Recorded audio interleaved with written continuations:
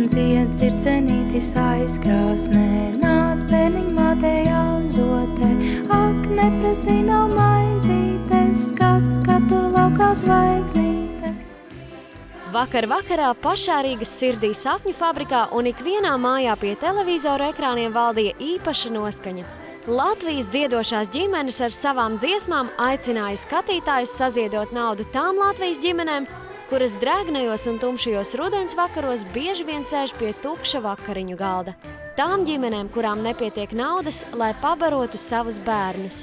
Un visiem kopā tas arī izdevās. Skaistā un sirsnīgā labdarības koncerta laikā tika saziedoti 39 959 lati. Tas pēdējais cipars, manuprāt, bija diezgan iespaidīgs. Un jāsaka paldies tiem cilvēkiem, kas radīja šo skaitli. Un manuprāt, tas ir ļoti pozitīvi. Sajūtas bija ļoti foršas.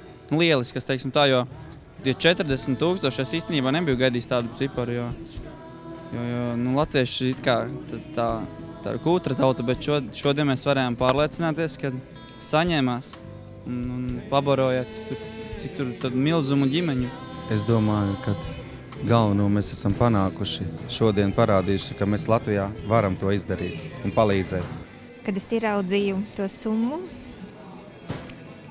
man tā asaras saskrēja acīs, jo tiešām cilvēki centās zvanīt un ziedot, lai palīdzētu tām ģimenēm. Viņi mūs uzklausīja to, ko mēs gribējām viņiem pateikt, un tā summa tiešām bija tik milzīga. Un ļoti gandarīti, ka mēs to šodien paveicām un tiks pabarots tik daudz ģimenes. Šodien bija tāds miers uzstājoties, nebija uztraukuma. Mēs jūtām, ka mēs davājam prieku, un tāpēc mums pašām bija liels prieks uzstāties. Mēs pilnīgi jūtām, ka mēs darām kaut ko labu. Bija prieks redzēt to skaitli beigās, tik lielu skaitli. Tam ir ļoti liela nozīme, ka cilvēki tiešām atsaukušies. Tomēr te runa ir nevis par nepietiek naudas nopirkt mašīnu vai jaunas kurpes. Te ir runa par maizi, par pienu, par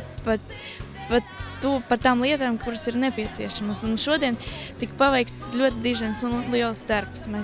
Mēs visi Latviju palīdzējām tik daudzām ģimenēm. Visas 6 dziedošās muzikālās un stiprās ģimenes aizvadītās nedēļas koncertam gatavojās ar īpašām sajūtām sirdīs, domājot par tām ģimenēm, kurām vajadzīga palīdzība.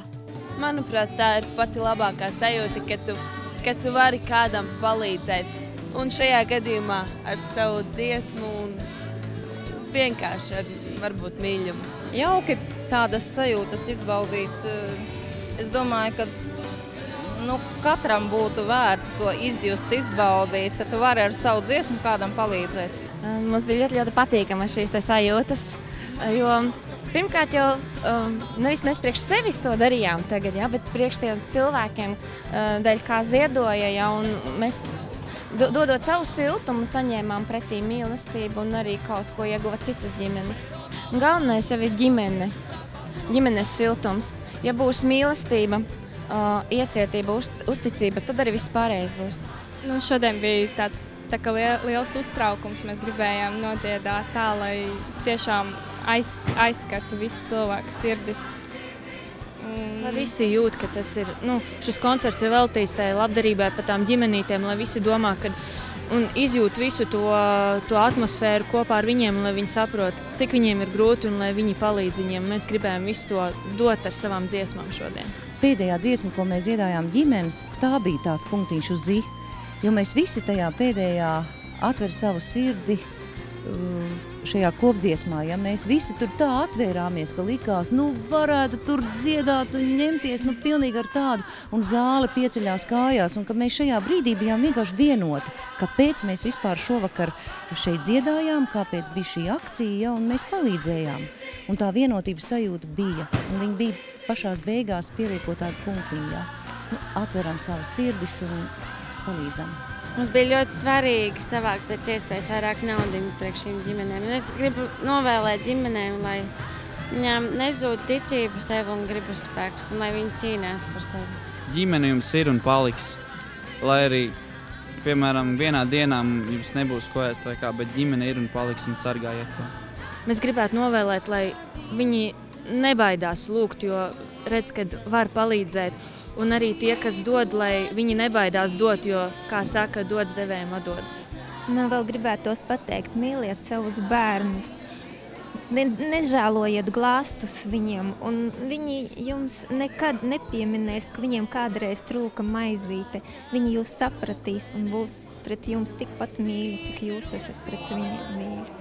Vakar vakarā Latvija kopā ar dziedošajām ģimenēm paveica vēl vienu lielu un labu darbu, saziedojot naudu pārtikas pakām krīzes skartajām Latvijas ģimenēm.